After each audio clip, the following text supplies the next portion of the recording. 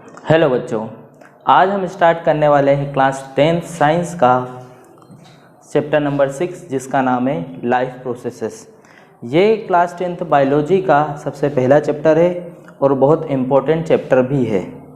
इस चैप्टर में हम सीखेंगे लाइफ प्रोसेसेस के बारे में। जैसा कि आप जानते हैं कि किसी भी लिविंग ऑर्गेनिज्म को जिंदा रहने के लिए कुछ बेसिक प्रोसेसेस की नीड होती है, जिन्हें हम कलेक्टिवली क्या कहते हैं, लाइफ प्रोसेसेस। तो अगर हम लाइफ प्रोसेसेस की डेफिनेशन को लिखें तो क्या होगी? सबसे पहले हम लिखेंगे life processes.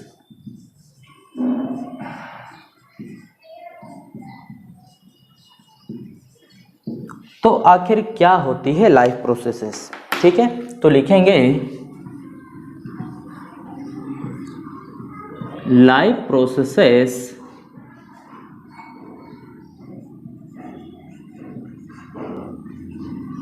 can be defined as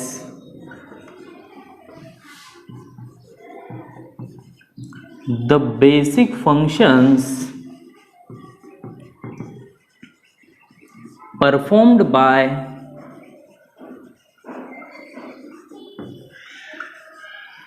living organisms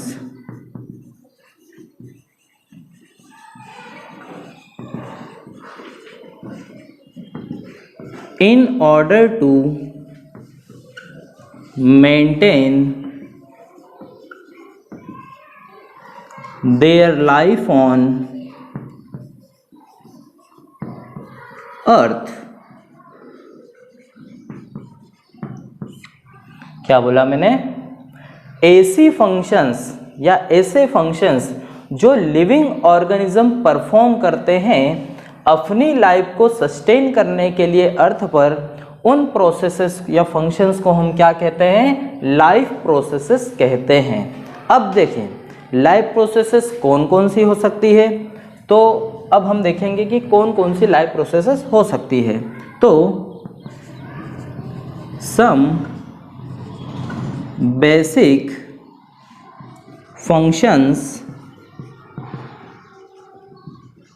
are as follows. ठीक है, तो कुछ बेसिक फंक्शंस जो है लिविंग ऑर्गेनिज्म परफॉर्म करते हैं अपने आप को जिंदा रखने के लिए। जैसे फर्स्ट ऑफ ऑल कौन सा है? न्यूट्रिशन। सेकंड क्या है? डाइजेशन। थर्ड क्या है?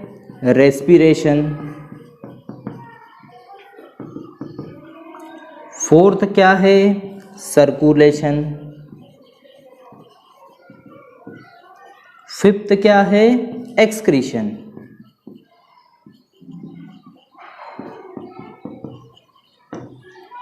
ये कुछ बेसिक फंक्शंस है जिनके थ्रू ही किसी भी ऑर्गेनिज्म की लाइफ सस्टेन हो पाती है। अगर ये बेसिक फंक्शंस किसी भी लिविंग ऑर्गेनिज्म में नहीं होंगे तो हम ये मान के चलते हैं कि वो लिविंग ऑर्गेनिज्म जिंदा नहीं कहलाएगा। आ गई बात समझ में? अब ये जितने भी बेसिक फंक्शंस है इनको हम जनरली एक कलेक्टिव टर्म के लिए यूज करते हैं और उस टर्म को हम जनरली कहते हैं मेटाबॉलिज्म। क्या कहते हैं बच्चों? मेटाबॉलिज्म कहते हैं। आ गई बात समझ में? तो अब हम जानेंगे ब्रीफ में कि एक्चुअली में मेटाबॉलिज्म होता क्या है। मेटाबॉलिज्म को जनरली हम मेटाबॉलिक रिएक्शंस के नाम से भी जानते हैं। अब मेटाबॉलिज्म होता क्या है? तो अगर हम इसकी एक लाइन में डेफिनेशन देखें तो हम कहेंगे all the chemical reactions taking place in the body of an organism are together known as metabolism। क्या बोला मैंने? all the chemical reactions taking place in a living organism are together known as metabolism। अब देखिए, अगर हम ध्यान से देखें तो हमारी बॉडी में कुछ ऐसी रिएक्शंस भी चल रही हैं जिसमें चीज़ों का फॉर्मेशन हो रहा है, और हमारी बॉडी में ऐसी चीज़ें भी कुछ चल रही है, ऐसी रिएक्शंस भी चल रही हैं जिसमें चीज़ों का क्या हो रहा है? चीज़ों को ब्रेक डाउन किया जा रहा है। फॉर एग्जाम्पल अगर हम देखें तो हमारी बॉडी में प्रोटीन का फॉर्मेशन होता है, अलग अलग प्रोसेसेस के लिए प्रोटीन का क्या होता है, फॉर्मेशन होता है। और जब किसी चीज़ का या जब किसी कंपाउंड का फॉर्मेशन होता है बॉडी में, तो उसे हम जनरली एनाबॉलिज्म के नाम से जानते हैं। किस नाम से जानते हैं? एनाबॉलिज्म के नाम से जानते हैं। अच्छा, इसको हम एनाबॉलिक रिएक्शंस भी कह सकते हैं। आ गई बात समझ में? और हमारी बॉडी में कुछ चीज़ों का या मैं बोलूँ कुछ कंपाउंड्स का ब्रेकडाउन भी होता है, और उन कंपाउंड के ब्रेकडाउन को हम कलेक्टिवली किस रिएक्शंस के नाम से जानते हैं? कैटाबॉलिक रिएक्शंस के नाम से जानते हैं, या हम उन्हें कैटाबॉलिज्म भी कहते हैं। आ गई बात समझ में? तो आइए हम थोड़ा चार्ट बना के समझते हैं, एक माइंड मैप बनाते हैं कि एक्चुअली में किस टाइप से एनाबॉलिक और कैटाबॉलिक रिएक्शंस वर्क करती है।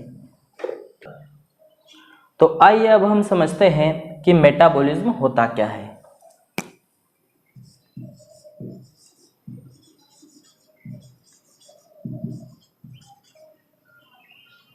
मेटाबॉलिज्म में जैसे कि मैंने बताया दो मेन रिएक्शंस होती हैं।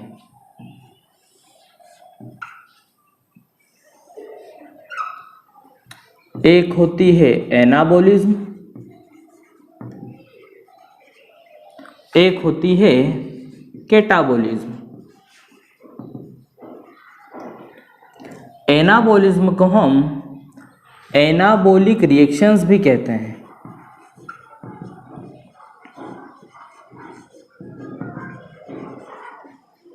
और कैटाबॉलिज्म को हम कैटाबॉलिक रिएक्शंस भी कहते हैं। ठीक है, एनाबॉलिज्म क्या होता है? तो it is formation of substances,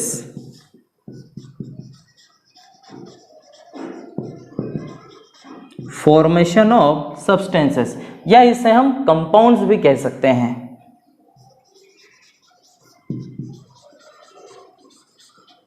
जैसे हमारी बॉडी में प्रोटीन का फॉर्मेशन होता है, बिल्कुल होता है। हमारी बॉडी में अलग अलग टाइप की रिएक्शंस को करवाने के लिए प्रोटीन की नीड होती है। अच्छा, प्रोटीन क्या होता है? बहुत सारे बच्चों को ये नहीं पता होता कि एक्चुअली में प्रोटीन होता क्या है।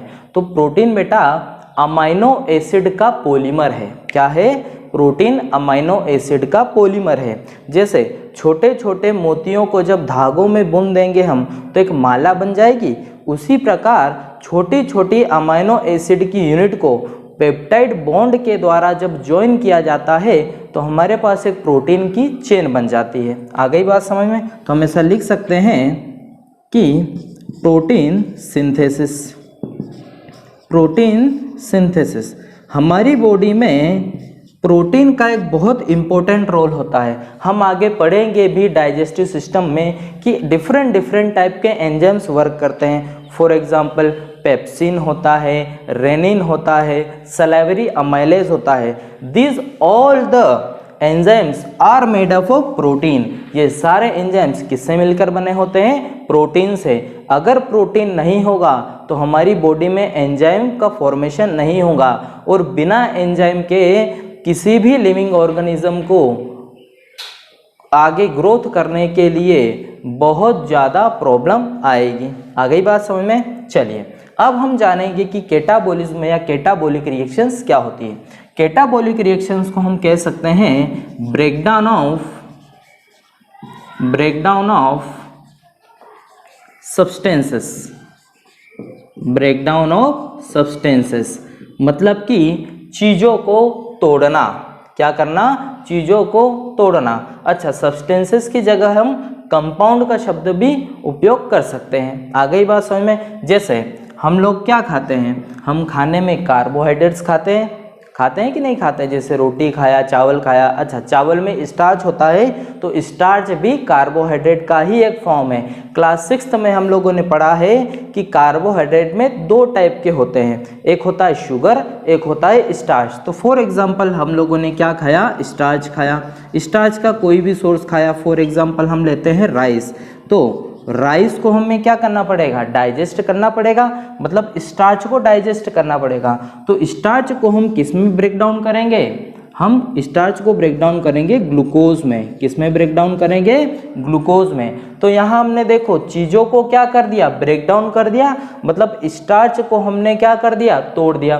फॉर एग्जाम्पल ये कोई स्टार्च का मॉलिक्यूल है, तो अब हमारी बॉडी के सेल्स बहुत छोटे छोटे होते हैं और स्टार्च का साइज बहुत बड़ा होता है। It is a macromolecule. तो हमारी बॉडी के सेल्स डायरेक्ट स्टार्च से एनर्जी को डिराइव नहीं कर पाएंगे, इसलिए इस स्टार्च के मॉलिक्यूल को छोटे छोटे ग्लूकोज के मॉलिक्यूल में ब्रेक करना पड़ेगा, और इस ब्रेकडाउन की प्रोसेस को ही हम क्या कहते हैं? कैटाबॉलिज्म कहते हैं। अच्छा, एनाबॉलिज्म मेटाबॉलिज्म की डेफिनेशन भी हम लिख लेते हैं, ठीक है, साइड में ही लिख लेंगे। तो all the chemical reactions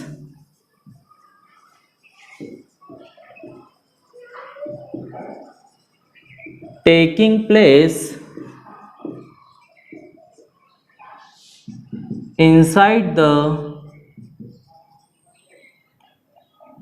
body of an organism are known as metabolism,